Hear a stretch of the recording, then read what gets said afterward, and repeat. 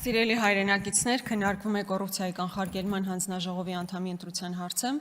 եւ այդ շրջանակներում ես ուզում եմ մի իրավիճակ ներկայացնել, մի դեպք ներկայացնել, երբ Նիկոլ Փաշինյանի անմիջական մասնակցությամբ եւ նրա իրականացրած գործողությունների կամ անգործության հետևանքով Հայաստանի Հանրապետության հարկատուների գրպանից 4.5 միլիարդ դրամ պարզապես մսխվել է։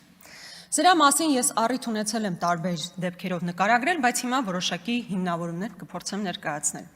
Խոսքը Fly Arna ավիաընկերության ձևավորման մասին էր, դուք գիտեք, որ մեծ շուկով ստեղծվեց կազմակերպությունն ասեց, բա մենք պետք է պետական ազգային ավիափոխադրող ունենանք, դրա համար օգտագործվեց մեր հարկատուների գրպանից 4.5 միլիարդ դրամ եւ արդյունքում ունենք ուղղակի ձախողված պրոյեկտ, ավիաընկերությունը չկա եւ նույնիսկ կա հայց ընդդեմ Հայաստանի Հանրապետության։ Բայց քանի որ շատերին հարցնում են, բալավ դա ինչպես է տեղի ունեցել կամ Նիկոլ Փաշինյանը ինչ կապ ունի այդ ամբողջ գործընթացի մեջ, ես ուզում եմ հիմնավորում ներկայացնել։ Ուրեմն ես հիմա կփորձեմ կարդալ մի փոքր հատված Air Arabia ընկերությունների խմբի գլխավոր գործադիր տնօրեն Ադել Ալ-Ալի Նիկոլ Փաշինյանին ուղված նամակից մի հատված, որտեղ մասնավորապես ասվում է հետևյալը.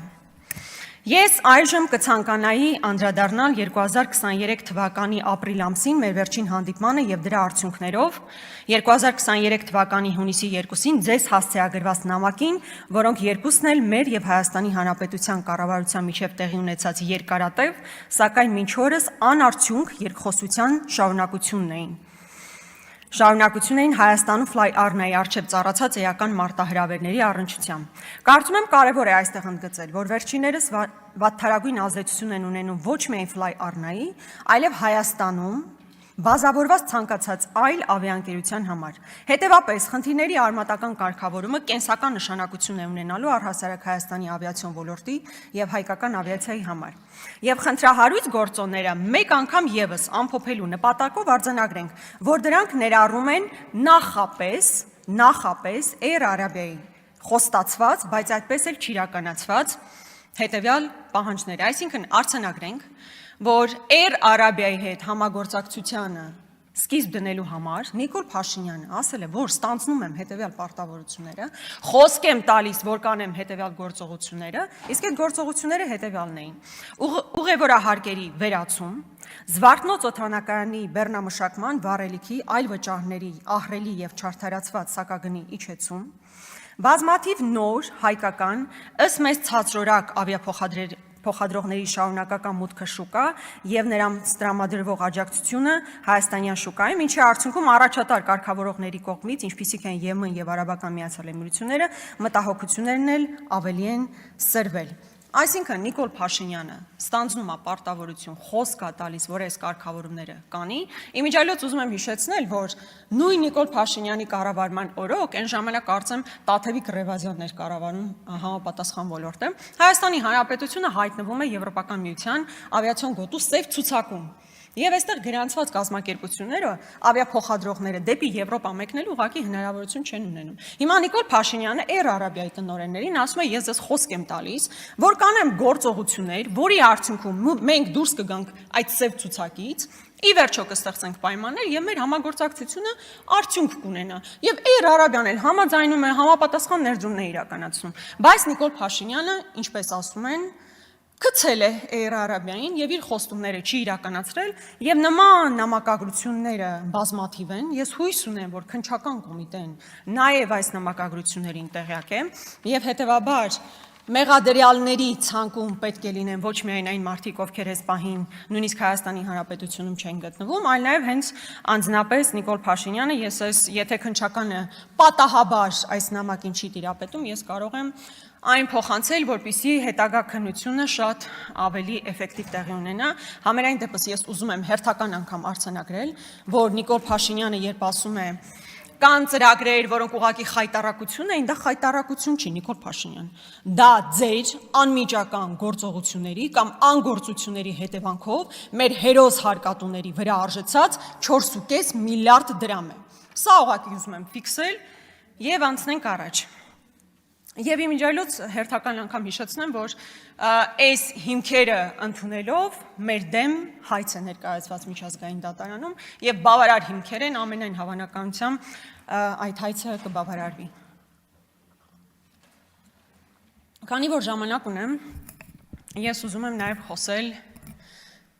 նախորդ շաբաթ իսկապես շատ ծանր շաբաթ էր ամբողջ հայ հասարակության համար,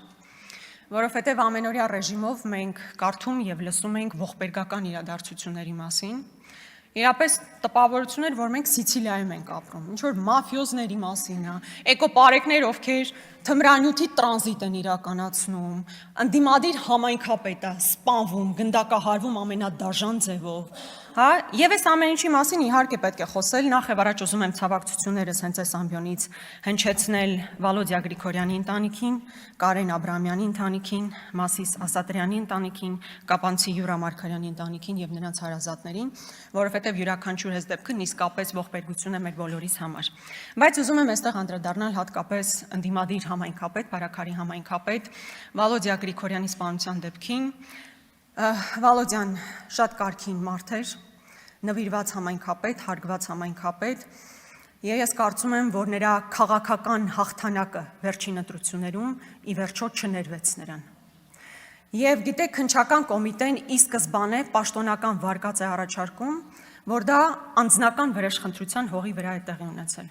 Հիմա եկեք իրար հետ հասկանանք։ Անձնական վրեժխնդրություն իրականացնելու համար նշանակում է Վալոդիա Գրիգորյանը ինքը անձամբ կամ նրա եղբայրը կատարել են այնպիսի գործողություններ, որոնց կարելի է համարել, որ հետևաբար համապատասխան գործողությունները անձնական վրեժխնդրություն են։ Վալոդիա Գրիգորյանը որևէ հանցագործություն չէր իրականացրել, նրա եղբայրը, որ կապում էին ինչ-որ ձև փետրվարին տեղի ունեցած իրադարձությունների հետ, չի անցնում այդ գործով։ Նա ինչ-որ խուլիգանության գործով է անցնում, բայց փետրվարին տեղի ունեցած ողբերգական իրադարձությունների հետ անմիջապես չի կապվում։ Դրա համար կա կոնկրետ անձ, որ մեղադրական հոդվածով անցնում է։ Այսինքն, երբ քննչական կոմիտեի ղեկավարը հերթական անգամ ՀՄԿ-ի տաղավարից անպատասխանատու կերպով ասում է, որ գործը բացահայտված է եւ դրա հիմնական հիմքը անձնական վրեժխնդրությունն է, նաեւ պետք է հիմնավորի, թե այդ անձնական վրեժխնդրությունը ինչ հիմքով էր, եթե Վալոդիա Գրիգորյանը եւ նրա եղբայրն անձնապես չէին կատարել այնպիսի գործողություններ, որոնք կարող էին հանգեցնել համապատասխան արձագանքի։ Բայց ես ասում եմ, կրկնում եմ, որ պետք է շարունակի քննությունը, ավելի մեծ շրջանակ պետք է դիտարկվի, թե ընդհանրապես ինչու է տեղի ունեցել այս ողբերգական իրադարձությունը։ Ես կարծում եմ, քննչական կոմիտեն պետք է քննության առարկա դարձնի նաև այն հանգամանքը, թե ինչու ի վերջո նրա Վալոդիա Գրիգորյանի նաև քաղաքական հակառակորդ, օրինակ Մհեր Ախտոյանը 10 օր առաջ մեկնում է Հայաստանի Հանրապետությունից եւ նրան ճանապարհում է այն նույն անձը, ով հետագային պետք է իրականացներ այդ սպանությունը, որը կարծես թե մինչև այսօր որևէ քննարկման առիթ չի դարձել։ Բայց առհասարակ պետք է այստեղ հատուկ շեշտադրել նաեւ իրավապահ համակարգի բարձի թողի վիճակը։ Բարձի թողի վիճակը պարզապես։ Շատ լավ իմանալով, որ տվյալ համայնքում կա որոշակի խնդիր, տվյալ անձը, մարդասպանը, համենայն դեպս իր խոստովանությամբ, որ ինքն է իրականացրել, մեկ ամիս շարունակ գնացել է կրակել է սովորել։ Տան շրջակայքում որոշակի քննություն է իրականացրել, փորձել է հասկանալ ինչ ձևով մոտենալ եւ այլն եւ այլն։ Բայց փոքր համայնքում հնարավոր չէ այդ ամեն ինչը տեսնել։ Չեն տեսել իսկապես այդ ամեն ինչը։ Թե ոստիկանությունը միայն նրա համար է, որ եկեղեցու գրոհելու հրաման ստանա, կամ ընդդիմադիրներին հետապնդեն։ Միքայել Աչապահյանին համար 2.5 տարի, թե 2.6 տարի ազատազրկում են դատախազությունը պահանջել այն նույն ժամանակ, երբ օրինակ Արաքսում տեղի ունեցած սպանության գործով անցնող մարդը մեկ անգամ արդեն կրակելու համար հիմա ընթանում է քննությունը։ Հասկանում եք, մարդը կրակել է, այս պահին գտնվում է ազատության մեջ։ Իսկ օրինակ Միքայել Աչապահյանը իր հայտարարությունների համար, իր հարցազրույցի խոսքի համար դատախազությունը պահանջում է 2.6 տարվա ազատազրկում։ Սա այն ամենն է, ինչ պետք է իմանալ